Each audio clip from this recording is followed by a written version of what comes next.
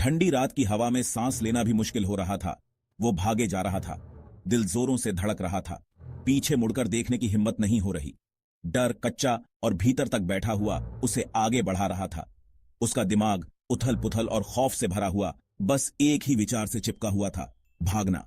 उसे पागलखाने से भागना था, दम घोंटने वाली दीवारों से, खाली निगाहों से, उन इलाजों से जो उसकी आत्मा को छीन रहे थे। उसका नाम, उसका अतीत, उसकी यादें, ये सब धुंधले होते जा रहे थे, उसकी उंगलियों से रेत की तरह फिसलते जा रहे थे। लेकिन उसे पकड़े रहना था, उसे याद रखना था। पागलखाना उसके पीछे मंडरा रहा था, चांदनी रात में एक डरावने साये की तरह। वो उसे ढूंढ रहे होंगे, यह वो जानता था। गार्ड अपनी ठंडी निगाहों और क्रूर मुस्कुराहटों के साथ, डॉक्टर्स अपनी सुइयों और गोलियों के साथ, जो शांति का वादा तो करते थे लेकिन देते सिर्फ गुमनामी थी। वो उन्हें खुद को पकड़ने नहीं दे सकता था, फिर कभी नहीं। इस बार वो आजाद होगा, इस बार वो अपनी जिंदगी वापस पाएगा।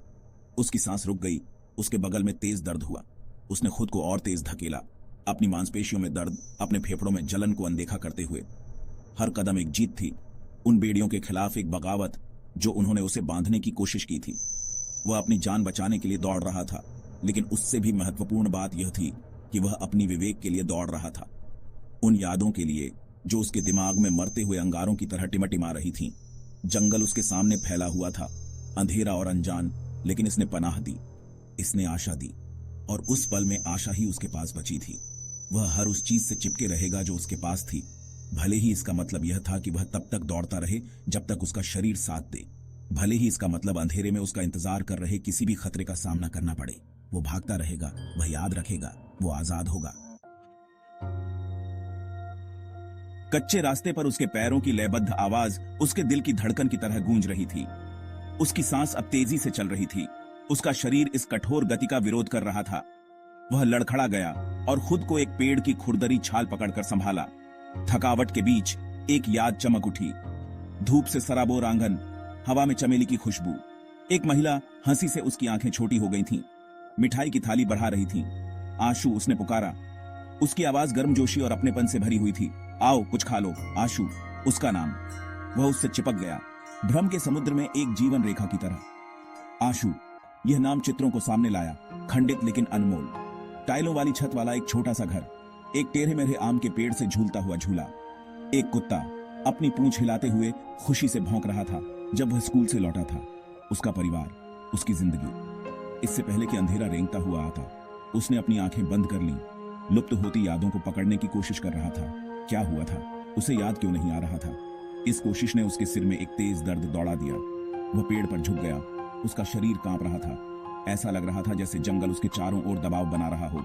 डूबते सूरज के साथ परछाइयां लंबी होती जा रही थीं। डर उसके पेट में समा गया, ठंडा और कपटी।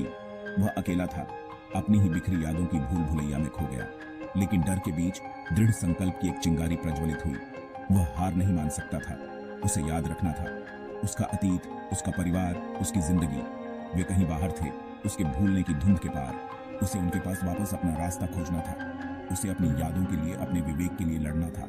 उसने खुद को पेड़ से दूर कर लिया। उसके पैर कांप रहे थे, लेकिन उसका संकल्प मजबूत हो रहा था।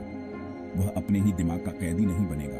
वह पागल खाने से तो बच निकलेगा, लेकिन वह अपने ही भूले हुए अतीत की जेल से भी बच निकलेगा। वह याद रखेगा, उसे करना ही था। जंगल का रास्ता उसे नीचे की ओर ले गया, जहां दूर से एक हल्की सी रोशनी दिखाई दे रही थी। शायद कोई गांव होगा। उसके अंदर उम्मीद जागी, लेकिन थोड़ी बहुत सावधानी भी थी। वह यकीन नहीं कर सकता था कि किस पर भरोसा किया जाए। हो सकता है कि पागल खाने के कर्मचारियों ने आसपास के गांवों को सतर्क कर दिया हो, उन्हें खतरनाक भागे हुए व्यक्ति के बारे में चेतावनी दी हो। उसने सड़क किनारे पड़ा हुआ एक मोटा कंबल उठाया और अपने कंधों पर कसकर लपेट लिया। यह उसकी पागलखाने की वर्दी को छिपाने के लिए बहुत कम था, लेकिन इसने थोड़ी राहत दी।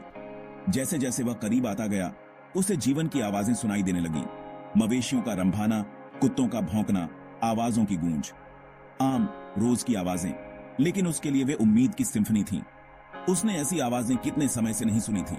उसने अपनी गति धीमी कर दी और आशंका और चाहत के मिश्रण के साथ गांव की ओर बढ़ा। उसे मदद, भोजन, पानी चाहिए था, लेकिन सबसे बढ़कर उसे जानकारी की जरूरत थी।